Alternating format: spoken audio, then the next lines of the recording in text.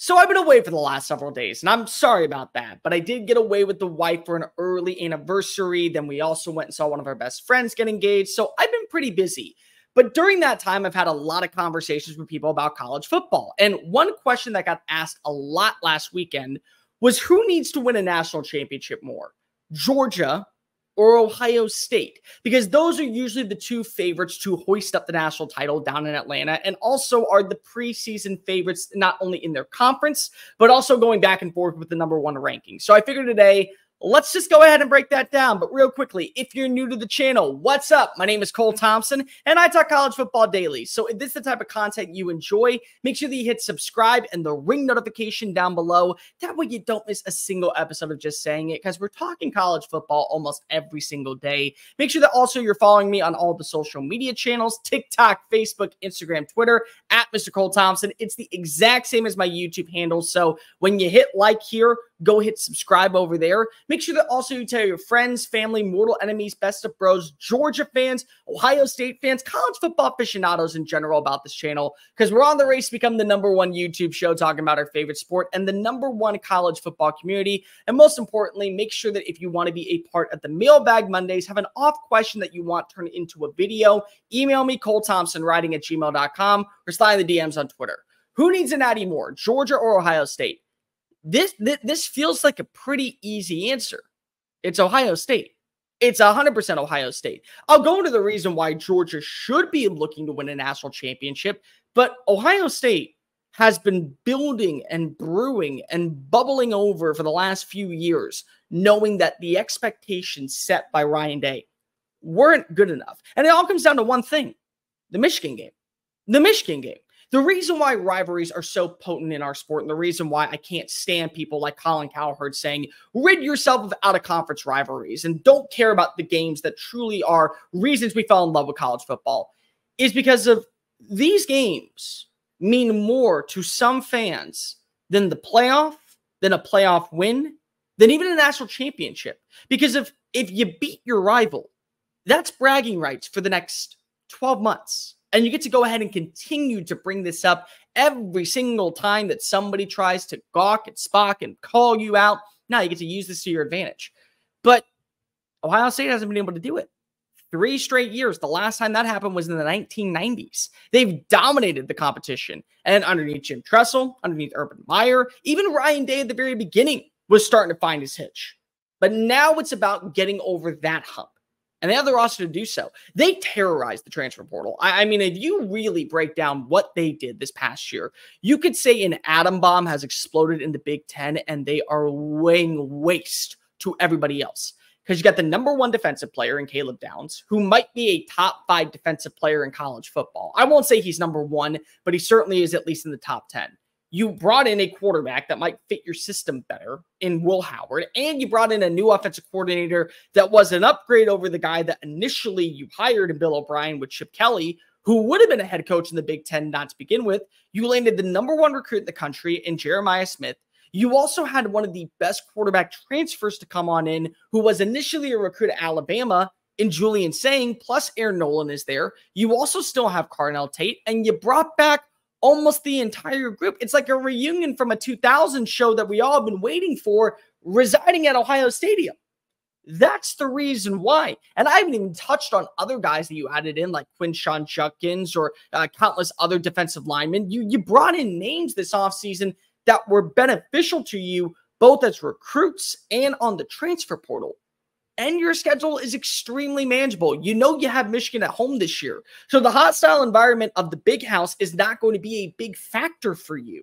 You should be able to go torch through everybody. And the one game that you have circled is in week 6 at the midway point at Autzen Stadium.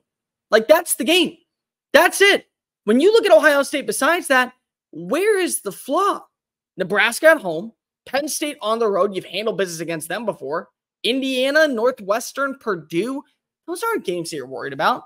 So 11-1 with a win over Michigan and a Big Ten championship not only gets you to the college football playoff, gets you a bye, but it also shows that you're trending upward. But that win over Michigan carries a lot of weight.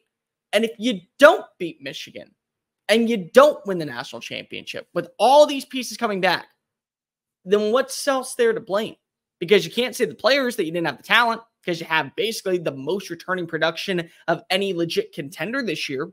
You can't say that it's on the personnel, because if you switched up the play calling and gave the book to Chip Kelly, you can't say it was on the defensive formalities, because if this is a defense that's now going into year 3 with Jim Knowles and was a top 5 unit last year. So it all stems down to the main person, the head honcho. And now this leads to justification of why change is inevitable with Ryan Day. I wouldn't fire Ryan Day. I think he's a top 10 coach in college football. But I'm also understanding that the sickos that reside in Columbus expect immediate results in terms of winning against your rival and competing for national champions. And the big thing is, with this roster, that should be the end goal. Now, why Georgia needs to win a national championship is to set the standard in the SEC.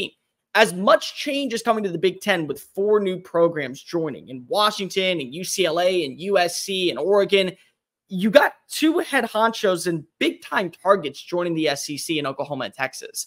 And one of them is built to win now, win immediately, and win for the long run so long as Steve Sarkisian's running the show. That's what you got in Austin. And I'm not going to count out Oklahoma just yet. They're still Oklahoma. They may not be an elite team this year. I think that they're better than advertised, but they may not be up to that certain standard of what we know in Norman, but they will. They have the right coach. They have the boosting and they have the funding. And now with the SEC logo, that's going to carry weight. They want to set the tone, Georgia, because no longer do you have Nick Saban. You have 2 new teams coming on in, but this is a team that also has been playing right alongside the Alabamas and the Floridas. You can even throw LSU into the mix. They're always there.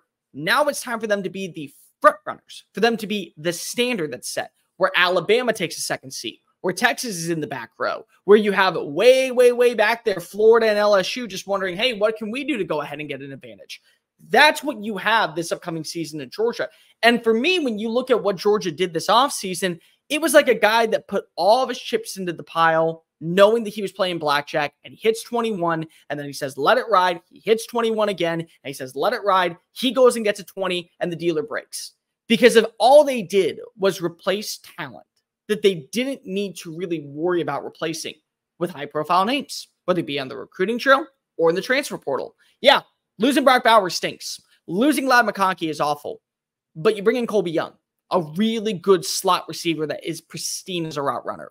You bring in Ben Urisic, the tight end from Stanford. If you haven't watched his film, I'm telling you, this is the best consolation prize that you could have ever asked for in Athens. He is that talented of a player. And he's going to a university that so far has been really well known for pumping out NFL talent at the position. Maybe not elite NFL talent, but still NFL talent. You have other wide receivers that have joined the mix. London Humphreys comes on over from Vanderbilt. You still have Ra Thomas, who was at Mississippi State. Dominic Lovett, who had a really good spring game. You go fix your running back room with the addition of Trevor Etienne. That's a lead back. That's a guy that easily can be an all-SEC player from the get-go with Quinshawn Judkins gone. You also have the quarterback in the same offensive identity with Carson Beck and Mike Bobo, respectively. So there's no change in terms of personnel. It's the same playbook with a quarterback that was a game away from playing in a national championship last year. You also still have a great personnel, an overall understanding of what the expectations are, a top 15 defense returning with the guy who has been in control of this defense since 2016.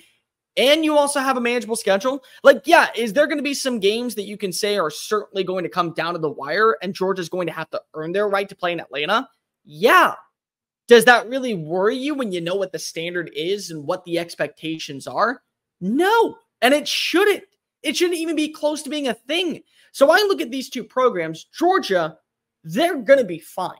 They're going to have the talent that leaves, and they're going to just restockpile. They're going to hit the reset button like when you have a bad game on the PS4 and just go ahead and play it again. They're going to be good in that. I don't know if Ohio State is. I don't. I know Ohio State is talented. I know Ohio State has the talent every year to be right in the headhunt for a Big Ten title, for a national championship.